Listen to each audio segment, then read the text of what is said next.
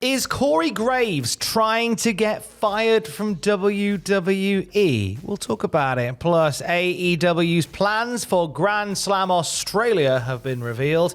And we have an update on Malakai Black's reported AEW departure. It's all in the Cultaholic Wrestling News right now. Has he made a grave mistake, Corey? Well, he's been the talking point of the wrestling world this week, hasn't he? He has. Corey Graves, right, has deleted the tweets that got the wrestling world talking this week, whereby, obviously, he shared his frustration with being overlooked for a key role in WWE. The Wrestling Observer newsletter follows up on the reports from PW Insider that Graves wasn't happy with being moved to NXT when the Netflix era began, adding that he wasn't happy when he heard he was being replaced on SmackDown by Wade Barrett. They went on to say there's people who think that he was trying to get fired and that's why he did it. As it stands, according to the Observer, Corey's status, fired, suspended or other, is unknown. It would be real sad if this leads to Corey Graves not being part of WWE. Yes. Because I think I've said it several times in several videos. He's just a guy that fits in every possible situation. Yeah, he can do it all, can't he? When it comes to the commentary, he can be the color commentator, he can be the play-by-play guy, he can be the heel commentator when you need him to be.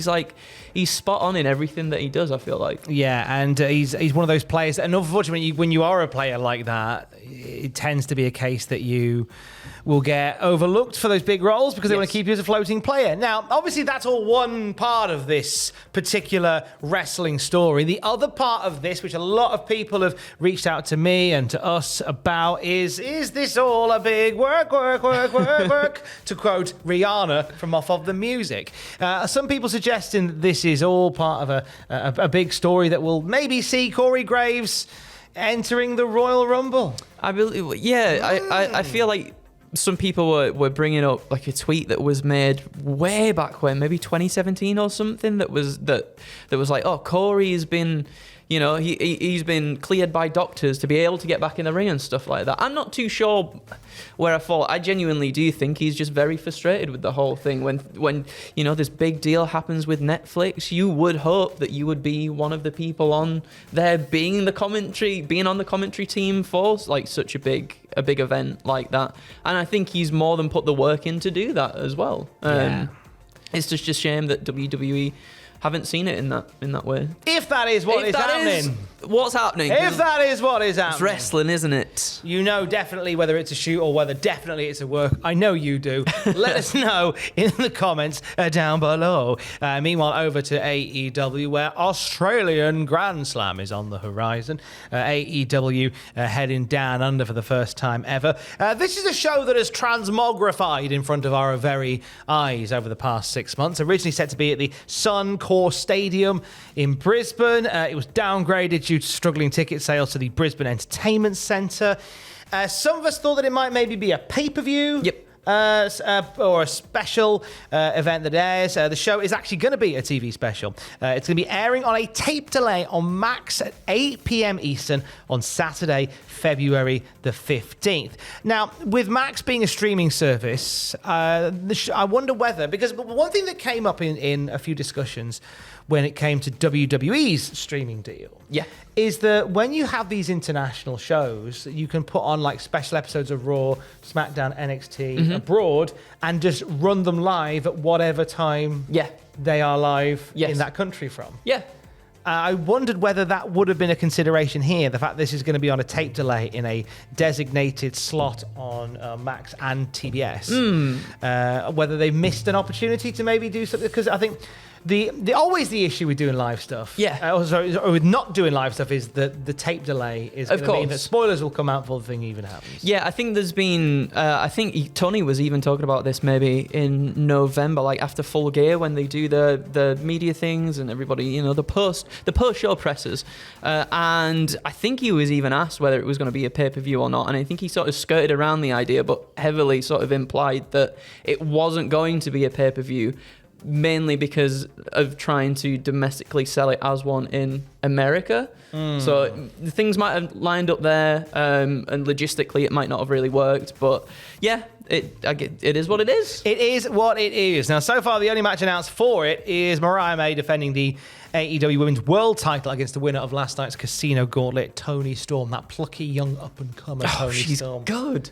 Amazing that she's got this major match so early in her career. It is. I'm very intrigued to see how this one pans out when they go over to Tony's home country.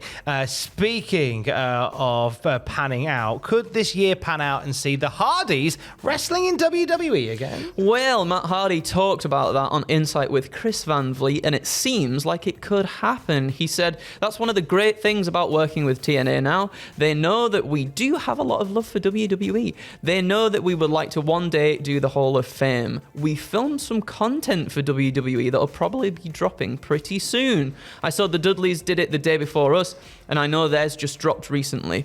But we have a good working relationship with them, and if the perfect storm arose, I think you could even see us pop up as TNA champs on a WWE show at some point. Who knows? I love the idea of the Hardys just rocking up with the TNA World Tag Team titles. Absolutely. That happening in NXT more prominently these days. We saw Masha Slamovich there as well recently.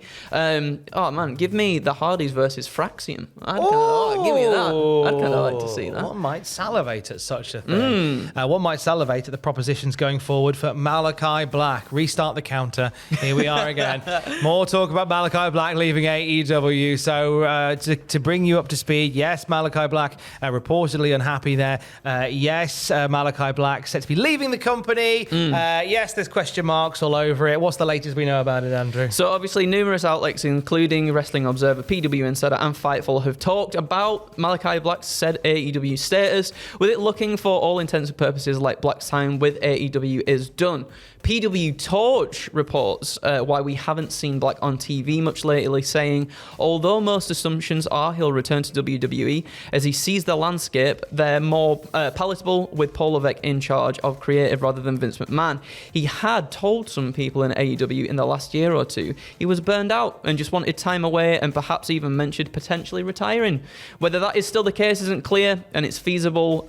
He was telling people in AEW that so he could just more easily talk them into a release. I like the idea, like hypothetically, of him going, "Yeah, I'm retired. You might as well let me go." Yeah, just hang the boots up. You might as well.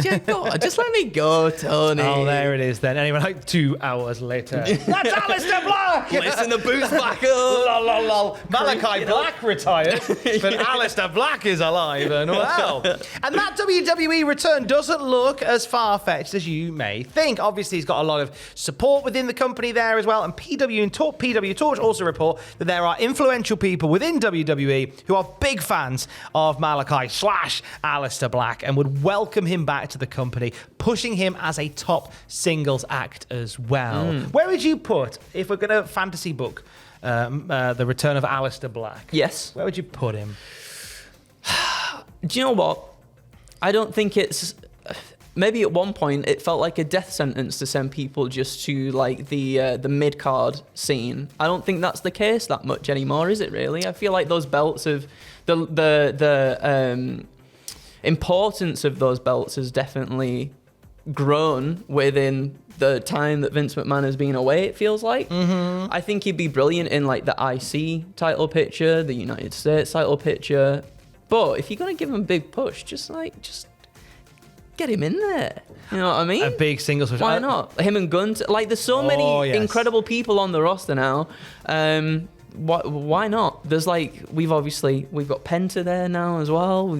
All sorts of people. Like, why not? Imagine if we get like another Bash in Berlin type PLE in Europe, and it's old Tommy End versus Walter. But like Ilya Dragunov, all these incredible people that potentially could have like really banger matches.